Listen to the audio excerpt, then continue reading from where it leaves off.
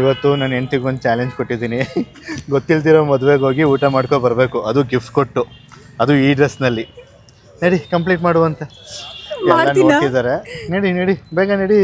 ಒಂಥರ ಆಗ್ತಿದೆ ಒಳಗೋಗಕ್ಕೆ. ಅಂತೂ ಇಂತೂ ಊಟ ಮಾಡಕ್ಕೆ ಬಂದಿದ್ದೀವಿ. ನೀವು ಏನಾದರೂ ಗೊತ್ತಿಲ್ದಿರೋ ಮದುವೆಗೆ ಹೋಗಿ ಊಟ ಮಾಡಿದರೆ ಕಮೆಂಟಲ್ಲಿ ತಿಳಿಸ್ಕೊಡಿ. ಅದು ನಂತರ ನಮ್ಮ ಥರನೂ ನಾವೂ ಸೇರಿಸೆ ಸರಿ ವೆರೈಟಿ ಸಿಗುತ್ತೆ ಅಂತ ತೋರಿಸ್ಬಿಡ್ತೀನಿ. ಉಪ್ಪಿನಕಾಯಿ, ಕೋಸಂಬರಿ, ಇದೊಂದು ಕೋಸಂಬರಿ, ಕೋಸಂಬರಿ ಅಲ್ಲ ಕಾರ್ನು, ಇದು ಸ್ವೀಟು, ಆಹಾ ಮಸಾಲೆ ದೋಸೆ.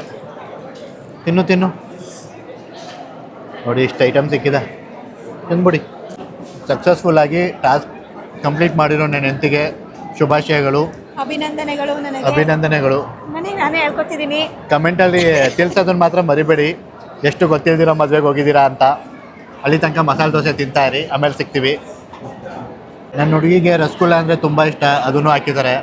ನಾವೇ ಹೇಳ್ಬಿಟ್ಟು ಮದುವೆನಲ್ಲಿ ಮಾಡ್ತಿರೋಂಗಿದೆ. ಫೈನಲ್ ಅನ್ನ ಸಾಂಬಾರು ಜೊತೆ ತುಪ್ಪ ಹಾಕಿದ್ರು. ನೋಡಿ ನನ್ನೆಲೆ ಹೆಂಗಿದೆ ಅಂತ, ಇವಳು ನೋಡಿ ಹೆಂಗೆ ಇಟ್ಕೊಂಡಿದ್ದಾಳೆ. ಸೊ ಗೊತ್ತಿಲ್ದಿರೋ ಮದುವೆಗೆ ಬಂದು ತಾಂಬೂಲನೂ ಕೂಡ ಕೊಡ್ತಾ ಇದ್ದಾರೆ. ಸೊ ಊಟ ಆಗೋದಕ್ಕೂ ಮುಂಚೆನೇ ಹಿಂದೆ ಆ ಥರ ನಿಂತ್ಕೊಂಡಿರ್ತಾರೆ ಸೀಟ್ಗೋಸ್ಕರ. ನಾವು ಊಟ ಮುಗಿಸ್ಕೊಂಡು ಆಚೆ ಸಿಗ್ತೀವಿ, ಗಿಫ್ಟ್ ಬೇರೆ ಕೊಡಬೇಕು ಇನ್ನೂ, ಆಯಿತಾ?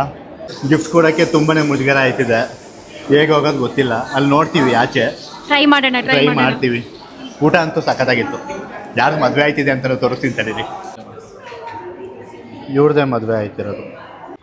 ಸೊ ಅಂತೂ ಇಂತೂ ಊಟ ಮಾಡ್ಕೊಂಡು ಹೋಗ್ತಾ ಇದ್ದೀವಿ. ತುಂಬಾ ಕಷ್ಟ ಇತ್ತು, ಈಸಿ ಅಂತೂ ಇರಲಿಲ್ಲ, ಸಖತ್ ಅನ್ಕಂಫರ್ಟಬಲ್ ಆಗ್ತಿತ್ತು. ಬಟ್ ಅವಾಗಂತೂ ಹೆಂಗೆ ಹೋಗ್ತಿದ್ದು ಅಂದರೆ ಕಾಲೇಜ್ ಟೈಮಲ್ಲಿ ಅಂತೂ ಗೊತ್ತೇ ಆಗ್ತಿರ್ಲಿಲ್ಲ. ಅವಾಗಿನ ಎಕ್ಸ್ಪೀರಿಯನ್ಸ್ ಬೇರೆ, ಇವಾಗ ಈ ಥರ ರೆಡಿ ಆಗ್ದಲೇ ಗೊತ್ತಿಲ್ದಿರೋರು ಮದುವೆಗೆ ಹೋಗೋದೇ ಬೇರೆ. ಸರಿ ನಡೀರಿ. ಸಖತ್ತು ಭಯ ಆಗ್ತಿತ್ತು.